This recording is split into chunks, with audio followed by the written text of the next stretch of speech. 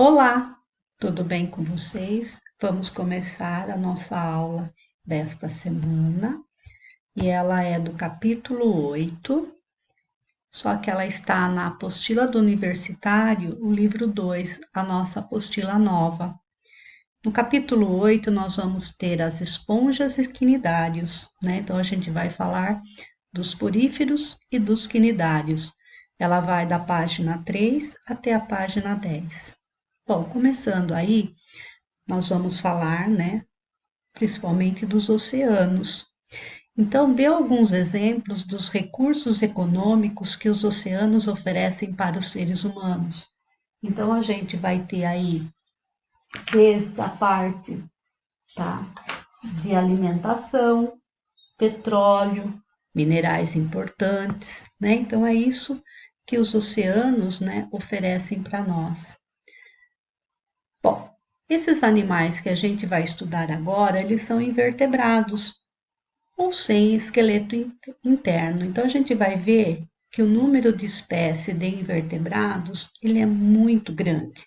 A gente vai ver principalmente o número de insetos, né, que a gente vai encontrar em todos os ambientes. E a gente vê que apesar desse grupo de invertebrados, né, de ter um número muito grande, a gente vê que ele possui uma relativa organização. E alguns grupos apresentam adaptações muito sofisticadas, os quais, né, ou as quais permitem que eles explorem o meio com muito sucesso. Bom, poríferos, né, são as esponjas, animais mais primitivos, apesar de possuírem muitas células com diferentes funções, ainda não apresentam tecidos ou órgãos. Então a gente vai ver que eles têm células especializadas. Como os indivíduos são fixos durante muito tempo, foram confundidos com plantas. Sua cor, forma são variadas. Apresentam uma cavidade corpórea onde circula água, a qual entra por muitos poros na parede externa da esponja, daí o seu nome, poríferos, porque são portadores de muitos poros. Elas apresentam guanócitos, é uma célula com flagelo que tem a função de promover a circulação interna da água por meio dos batimentos desse flagelo e capturar o alimento para depois sofrer a digestão. Então, aqui eu coloquei nesse slide alguns desenhos, né? Algumas fotos de esponja. Então, você vê que ela tem uma abertura. Aqui não dá para a gente notar, mas o corpo dela é formado de poros. E aqui, células especializadas, né, que vai fazer com que esse indivíduo, né, fiquem vivos, né, realizando determinadas funções. Bom, aqui está o desenho, né, a água, aqui está o desenho, né, bem rudimentar de um porífero, aqui as células, né, então você vê que a água entra pelos poros aqui por essas aberturas e vai sair aqui, ó, por essa abertura aqui em cima, chamada de ósculo. Então a gente vê que a água vai circular aqui dentro, então a água entra, a água vai circular aqui, aqui estão os coanócitos, ó, que ele tem o flagelinho, que ele vai realizar batimento, a água circula aqui com os nutrientes, com o oxigênio, e de célula a célula, ela vai realizar a digestão e também, né, vai retirar o oxigênio e eliminar o gás carbônico. Daí a água sai aqui pela abertura aqui em cima, chamada de ósculo. Esses animais não apresentam células nervosas, entretanto, todas as demais células sentem quando tocadas, pois são vivas e dotadas de alguma irritabilidade. Apesar de primitivas, chegam-se a reproduzir sexuadamente, e a reprodução sexuada, o que que ela faz? Ela promove a variabilidade genética. Por quê? Tem uma mistura de característica de dois indivíduos diferentes, então do macho e da fêmea, né? Essas características vão se misturar, promovendo a variabilidade genética. Sempre aquática, quase todas são as espécies são marinhas, encontrada desde a linha das marés até alguns milhares de metros de profundidade.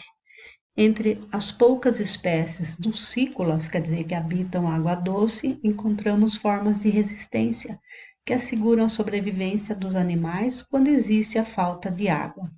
Algumas espécies têm atraído a atenção dos pesquisadores pela sua utilidade na produção de medicamentos.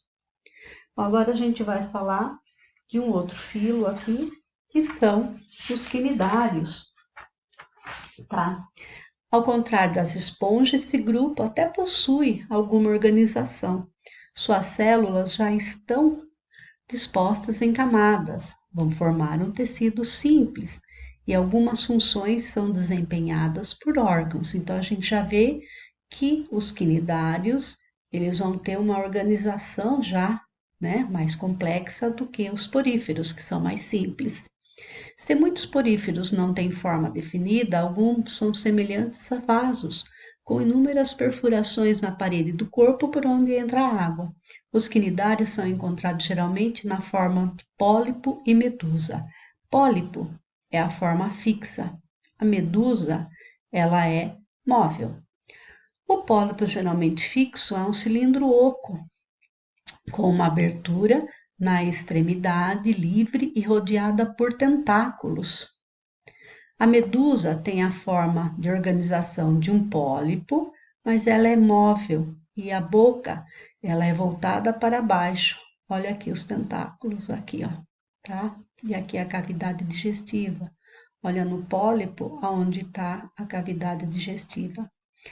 Os quinidários são animais que apresentam um aspecto gelatinoso, pois possuem enorme quantidade de água em seu corpo, mais de 90%. Tá? O corpo é formado de água. Por isso, algumas medusas são chamadas de água-viva. Cores, formas variadas e elegantes, movimentos fazem esses animais serem dos mais bonitos do mundo marinho, principalmente as anêmonas do mar, as grandes medusas e as caravelas flutuantes. Então, aqui eu tenho uma hidra, que é um pólipo de água doce, olha os brotinhos dela aqui, tá? E olha a caravela aqui, que é uma colônia flutuante, em que temos vários pólipos realizando diferentes funções. Então, aqui nós temos os quinidários, a vespa do mar, água-viva, anêmona do mar, caravela, hidra e o coral. O nome do grupo foi dado em função de células exclusivas, os quinidoblastos, que produzem uma substância paralisante. Quando um peixe roça nos tentáculos de uma anêmona, milhares de células injetam o seu conteúdo no animal, fazendo a presa fácil da anêmona, cujos hábitos alimentares são carnívoros. Então a gente vê que todos aqueles tentáculos é formado por essa célula quinidoblasto. Então a hora, né, que essa célula toca um animal ou toca o homem, o que que acontece? Ela tem aqui esse líquido urticante, tocou, né? Ele sai esse filamento aqui e ele tem uma substância urticante que vai queimar. Ele pode paralisar ou ele pode matar.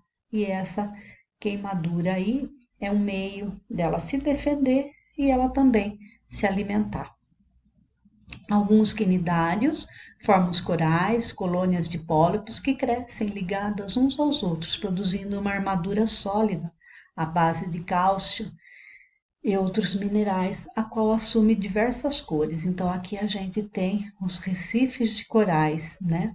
Que eles são importantes ecossistemas de água quentes e bem oxigenadas, uma vez que abrigam comunidades muito ricas em espécies. Alguns recifes, como os tipos de barreira paralela à costa, protegem o litoral da erosão, geralmente provocada pela força da água. Então a gente tem eles como um abrigo de comunidades, né? A gente vai ter muitos animais aqui, vivendo aqui em torno deles, né? E quando eles morrem, como eles são formados de cálcio e outros minerais, eles formam uma barreira, né? Evitando a, a força da água dos mares. Aqui nós temos, né, os pólipos, né, dos recifes de corais. Aqui eu falei para vocês que são tentáculos e cada tentáculo aqui ele é formado pelas células, né, o quinidoblastos, que vai soltar, quando tocados, ele vai soltar aquele líquido urticante que vai queimar, ele paralisa ou pode matar. Bom, a presença de uma cavidade digestiva de células nervosas pela primeira vez entre os animais não é o único fato curioso dos quinidários, pois entre alguns deles encontramos a reprodução por alternância de duas gerações, uma delas com reprodução assexuada e a outra com reprodução sexuada, respectivamente. O pólipo originando medusas e estas, né, de sexo diferente, formando pólipos. Então, no desenho aqui eu tenho a alternância de geração. Então, eu tenho uma medusa fêmea e uma medusa macho. Produz espermatozoide, produz, tá, óvulo. E aí a fecundação ocorre aqui na água, formando uma célula ovo.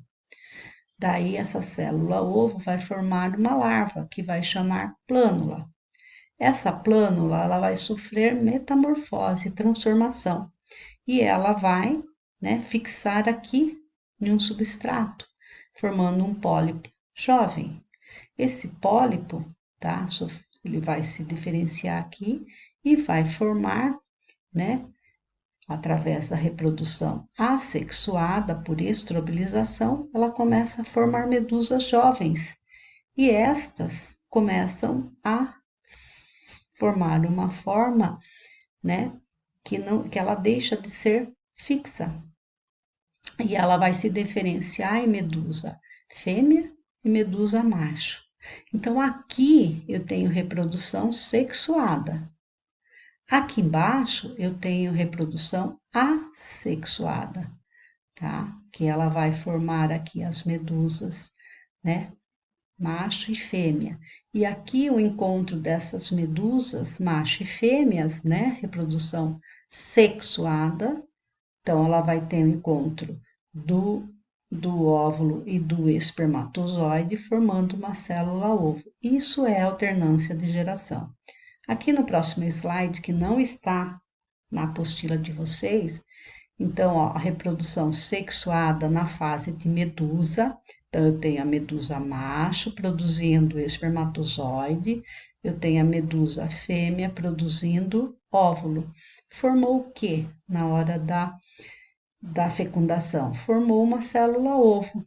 Essa célula ovo vai formar uma larva, que se chama plânula, que ela vai se fixar, essa plânula sofre metamorfose, transformação, e ela vai se fixar e vai formar um pólipo. Aqui a reprodução assexuada, por estrobilização, ela começa a formar essas larvas aqui, ó, que é a éfira, e do qual ela vai se transformar em medusa, né? De forma livre, medusa fêmea e medusa macho. Então, ciclo de vida, né? No caso aqui, eu tenho uma alternância de geração. Bom, agora indo para as atividades, vejam que vocês vão fazer somente alguns exercícios. Eu escolho aquelas que são mais fáceis, que eu sei que vocês vão ler na apostila e vão conseguir achar. Então, o exercício 1, como podemos definir invertebrados? Lembram invertebrados? Eles não têm, são animais sem esqueleto interno e sem coluna vertebral. Na pergunta 2, analise as afirmações em relação a um grupo de animal cujo personagem de desenho animado é o Bob Esponja e é representante típico, né? Vocês estão vendo aqui que eu tenho 5, né, afirmações aqui, vocês vão ver nessas alternativas aqui quais estão erradas. Então, vocês vão colocar as que estão erradas, tá? Na pergunta 3, a grande barreira de Recife se estende por mais de 2.000 quilômetros ao longo da costa nordeste da Austrália e é considerada uma das maiores estruturas construídas por seres vivos. Quais são esses organismos? De quem que a gente está falando? A gente está falando de barreiras de Recife, que são formadas de corais. A que filo pertence os corais? Eles pertencem ao filo Quinidária, que nós estudamos. Como é o esqueleto desses animais? Acabamos de ver na pergunta número 1, né? A gente vê que o esqueleto dele é diferente, né? Que ele é um esqueleto externo formado de calcário. Na pergunta 5, por que a reprodução sexuada é importante para os seres vivos?